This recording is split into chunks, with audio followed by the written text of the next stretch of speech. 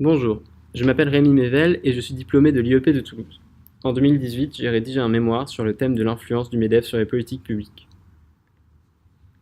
Peut-on parler de stratégie pour le MEDEF?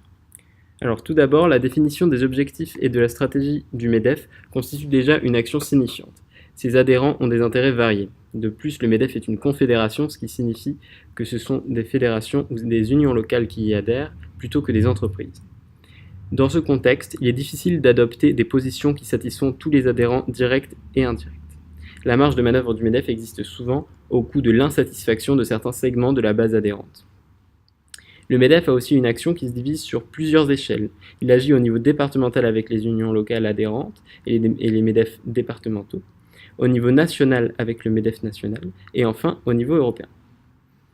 Enfin, l'action du MEDEF est donc caractérisée à la fois par la variété de sa base et par l'amplitude de ses champs d'application. Dans ce cadre, le président du MEDEF doit, plutôt que présider, confédérer tout en faisant des choix qui ne peuvent pas satisfaire tous les adhérents. Cet équilibre en tension est au cœur de la mission du président qui produit une cohérence de position et une stratégie à la fois représentative et artificielle. En quoi le MEDEF est-il en situation de concurrence? La vision d'un patronat mieux structuré et plus puissant que les syndicats de salariés est courante. Cependant, dans les institutions représentatives où siègent les mandataires des syndicats, les places sont distribuées équitablement entre les représentants entrepreneurs et salariés.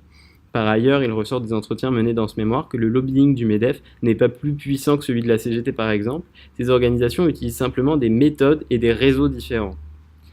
Le champ patronal français est compétitif, mais de manière plus sectorielle que globale. Le MEDEF, organisation généraliste, a un droit universel à la parole, mais semble moins légitime sur les questions très spécialisées. Par exemple, la CPME est sur le devant de la scène sur les questions qui concernent les PME. Le MEDEF détient deux avantages comparatifs au sein du champ patronal, un nombre élevé de permanents qualifiés, ainsi que MEDEF International, véritable paradiplomatie économique patronale française qui constitue un monopole du MEDEF. Le point de vue des acteurs patronaux bénéficie à Bruxelles de l'écoute attentive des institutions de l'Union européenne. Business Europe, dont le MEDEF est membre, a montré la volonté du MEDEF de ne pas voir toute son action européenne diluée dans celle de la Confédération bruxelloise, et ainsi illustrer le problème classique du confédéralisme patronal. Quelle stratégie d'influence le MEDEF déploie-t-il pour atteindre ses objectifs?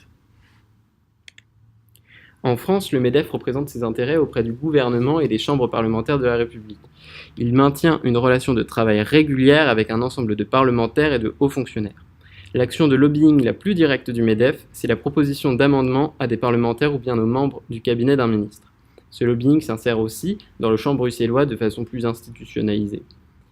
Les mandataires du MEDEF, quant à eux, siègent au sein d'instances où ils représentent les positions des entrepreneurs sur les négociations interprofessionnelles, par exemple en caisse primaire d'assurance maladie ou au prud'homme. Grâce à sa représentativité, le MEDEF fait partie des organismes les plus écoutés dans le cadre des mutations de la République sociale. Le MEDEF communique enfin par des publications qui prennent la forme de contenus éditoriaux publiant les positions du MEDEF sur un débat ou une élection en particulier. Les grands projets illustrent aussi les valeurs principales du mouvement sur des thèmes comme la formation, et l'université d'été du MEDEF bénéficie chaque année d'une couverture médiatique exceptionnelle et constitue une tribune pour faire entendre des messages. En conclusion, le MEDEF relève le défi de synthétiser la parole du patronat français pour aboutir à une véritable cohérence politique. Le MEDEF confie la représentation du patronat à ses mandataires, mais aussi à des représentants d'intérêt qui portent le point de vue du mouvement, notamment au moment des réformes du Code du travail.